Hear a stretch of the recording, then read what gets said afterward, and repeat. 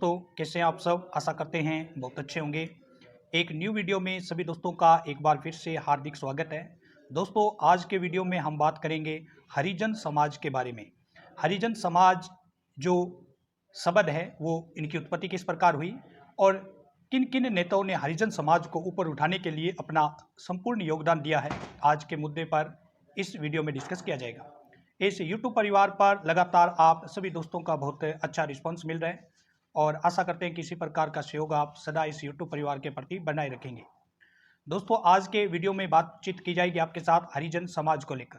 नए दोस्त जुड़े हैं तो चैनल को सब्सक्राइब और बेल के प्रेस को नोट जरूर करें। दोस्तों, शुरू करते हैं आज के वीडियो को हरिजन समाज को लेकर। हरि का अर्थ है ईश्वर या भगवान और जन का अर्थ होता है लोग। महात्मा गांधी ने हरिजन शब्द का प्रयोग हिंदू समाज के उन समुदायों के लिए करना शुरू किया था जो सामाजिक रूप से बहिष्कृत माने जाते थे। इनके साथ ही ऊंची जाति के लोग छुआछूत का व्यवहार करते थे, अर्थात उन्हें अछूत समझा जाता था। सामाजिक पुनर्निर्माण और इनके साथ भेदभाव समाप्त करने के लिए गांधी जी ने उन्हें ये नाम दिया।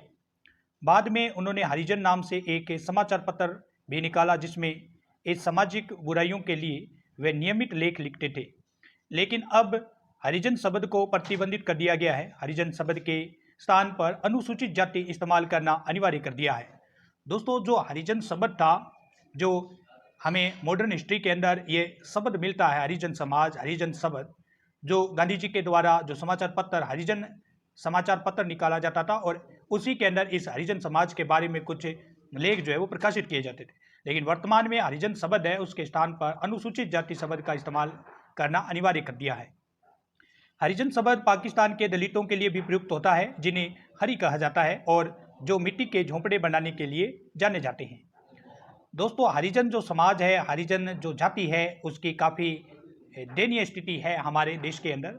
आप तस्वीर में देख सकते हैं, ये एक हरिजन समाज है और इनका जो मूलभूत आवश्यकताएं होती है मानव की, रोटी, कपड़ा, मकान और आजकल स्वास्थ्य और शिक्षा भी साथ में जुड़ी हुई है, 6 सुविधाएं हैं, वो इनसे काफ़ी दूर है, काफ़ी ये वंचित होते हैं और परिवार इनके बड़े होते हैं लेकिन इनका जो भरण पोषण है वो सही तरीके से नहीं हो पाता। ना ही इन समाज के बारे में ज़्यादा जो है वो रोजगार उपलब्ध है जिससे कि ये अपना भरण पोषण कर सके। हरिजन सेवक संघ की स्थापना 30 सितंबर 1932 को एक अखिल भारतीय संगठन के रूप में हुई थी। पहले इस संगठन का नाम अस्पृश्यता निवारण संघ रखा गया था, जिसे 13 सितंबर 1933 को हरिजन सेवक संघ नाम दिया गया। इसके प्रथम अध्यक्ष प्रसिद्ध उद्योगपति घनश्याम दास बिड़ला तथा सचिव अमृतलाल विठल दास ठक्कर हुए। संघ का मुख्यालय गांधी आश्रम, किंग्सवे कैंप्स, दिल्ली में है। इसकी शाखाएं भारत में लगभग सभी राज्यों में हैं। वर्तमान में इसके अध्यक्ष शंकर कुमार सन्याल है। महात्मा गांधी जी ने पुणे की यरवदा जेल में रहते हुए ब्रिटिश सरकार द्वारा दलितों के लिए पृथक निर्वाचन की पद्धति स्वीकृत किए जाने के विरुद्ध में 20 सितंबर 1932 को उपवास शुरू किया। महात्मा गांधी तथा ब्रिटिश सरकार के बीच हुए पत्र व्यवहार के प्रकाशित होते ही उनके 20 सितंबर से उपवास शुरू होने की खबर अखबारों में आ गई, जिसकी देश भर में व्यापक प्रतिक्रिया हुई। आगे आप देखेंगे एक और हरिजन समाज की तस्वीर है जिसमें पूरा जो हरिजन समाज है वो बैठा हुआ है। आप देख सकते हैं, छोटे बच्चे हैं, महिलाएं हैं, पुरुष हैं और बहुत ही दयनीय स्थिति के अंदर हैं और इनके स्तर को ऊपर उठाने के लिए लगातार सतत प्रयास करने की जरूरत है। 15 सितंबर को मुंबई सरकार को भेजे अपने वक्तव्य में महात्मा गांधी जी ने कहा, उपवास का निर्णय ईश्वर के नाम पर है, उसके काम से और जैसा मैं नम्रतापूर्वक मानता हूं उसके आदेशानुसार किया गया है। इस उपवास का मुख्य हेतु सच्चा धार्मिक कार्य करने के लिए हिंदुओं की आत्माओं को सतेज बनाना है। अस्पृश्य वर्गों का सवाल मुख्यतः धार्मिक होने के कारण में ऐसे खास अपना प्रश्न मानता हूं। एक और इस सरकारी निर्णय को बदलने की देशव्यापी मांग सामने आई तो दूसरी ओर अस्पृश्यता को समाप्त करने की भावना जागृत हुई। इसका हल निकालने के लिए राष्ट्रीय नेताओं की कई बैठकें हुई, जिसका परिणाम यरवदा करार, जिसे पूना पैक्ट भी कहते हैं, के रूप में सामने आया। इस करार पर 24 सितंबर 1932 को डॉक्टर भीमराव अंबेडकर और MC रजा ने दलितों की ओर से तथा पंडित मदन मोहन मालवीय ने सवर्ण हिंदुओं की ओर से हस्ताक्षर किए। इस समझौते के साथ ही हरिजन सेवक संघ अस्तित्व में आया तथा दलितों को हरिजन जैसा पवित्र नाम मिला। आगे दोस्तों आप तस्वीर में देखेंगे, ये हरिजन समाज की एक बहुत ही गुप्त तस्वीर जो है वो आपके सामने रखी है। काफ़ी इंटरेस्टिंग आकर्षक ये तस्वीर है जो हरिजन समाज की सभी खामियां, सभी मजबूरियां, सभी स्थितियां और सभी गरीबीपन जो है वो ये तस्वीर जो है बयान कर रही है। आगे चलते हैं दोस्तों। 24 सितंबर 1932 को यरवड़ा जेल में बंद गांधी जी के सामने भारत के दलितों की ओर से डॉक्टर भीमराव अंबेडकर और MC रजा द्वारा तथा स्वर्ण हिंदुओं की ओर से मदन मोहन मालवीय ने हस्ताक्षर कर एक करार किया, जिसके अंतर्गत सांप्रदायिक अधिनियम में संशोधन के साथ दलित वर्ग के लिए पृथक निर्वाचन मंडल को त्याग कर प्रांतीय विधानमंडल में 71 के स्थान पर 147 स्थान और केंद्रीय विधायिका में कुल सीटों की 18% सीटें दी गई।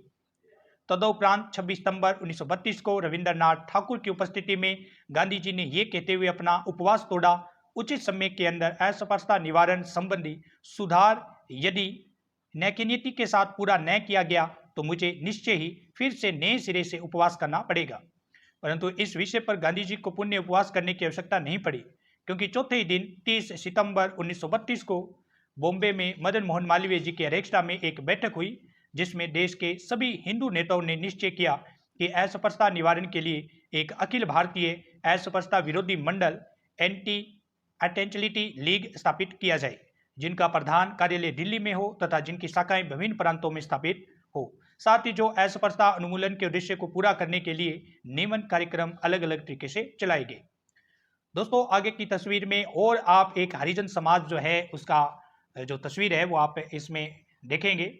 हरिजन जो समाज है वो झुग्गी झोंपड़ियों के अंदर रहने वाला समाज है और गरीबी तबके से दबा हुआ समाज है, जिनको उजागर करने के लिए अलग अलग प्रकार के प्रयास, अलग अलग प्रकार की योजनाएं जो हैं इनके लिए सरकार को, चाहे वो केंद्र सरकार है चाहे राज्य सरकार है, उनको धीरे धीरे अपने क्षेत्र के जो भी हरिजन समाज है इनके तबकों को ऊपर उठाने के लिए सतत प्रयास करते रहना चाहिए।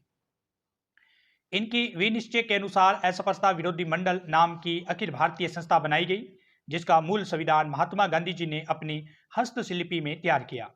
यह संस्था आगे चलकर हरिजन सेवक संघ कहलाई, जिनका मुख्यालय किंग्सवे कैंप्स दिल्ली में स्थापित हुआ। इस संघ का प्रथम प्रमुख श्री घनश्याम दास बिरला को नियुक्त किया गया और इसके पहले मंत्री बने अमृतलाल विठल दास ठक्कर। ठक्कर बाबा के नाम से भी इनको जाना जाता है। महात्मा गांधी जी ने अपने वक्तव्य में हरिजन शब्द का सर्वप्रथम प्रयोग किया तथा लिखा कि हिंदुस्तान में जो सबसे अधिक दुख में पड़े हुए हैं उन्हें हरिजन कहना यथार्थ है। हरिजन का अर्थ है ईश्वर का भक्त, ईश्वर का प्यारा। अपने एक भजन में भक्त कवि नरसिंह मेहता ने अस्पृश्यता भाइयों का उल्लेख हरिजन पद से किया है। इस दृष्टि से अस्पृश्य भाइयों के लिए हरिजन शब्द उपयुक्त है, ऐसा मैं मानता हूं। मरोप्रांत ग्रंथावली के सांप्रदायिक प्रकाशक R.D.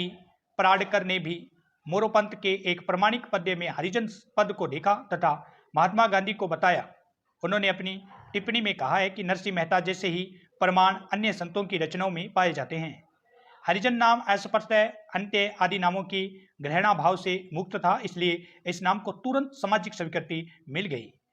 समाज में जिन जातियों और वर्गों के साथ अस्पृश्यता का व्यवहार किया जाता था और आज भी कुछ हद तक वैसे ही विषय व्यवहार कहीं कहीं पर सुनने और देखने में आता है, उनको अस्पृश्य, एंतियस या दलित नाम से पुकारते हैं।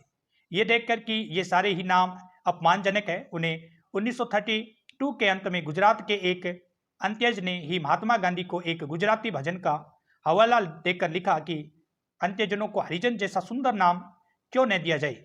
इस भजन में हरिजन ऐसे व्यक्ति को कहा गया जिसका साहिक संसार में सिवाय एक हरि के कोई दूसरा नहीं है। गांधी जी ने यह नाम पसंद कर लिया और प्रचलित हो गया। आगे आप देखेंगे हरिजन समाज के बारे में, जो उनके बाल बच्चे छोटे हैं उनकी किस प्रकार दयनीय स्थिति है, अपना भरण पोषण और रोटी के लिए किस प्रकार ये तरस रहे हैं, लाइन में लगे हुए हैं कि कब इनका सवेरा उगेगा। बहुत दयनीय स्थिति में होते हैं। ऐसी तस्वीरों को देखकर दोस्तों कितना दिल दुखता है, ये आप तस्वीरों को देखकर देख रहे होंगे।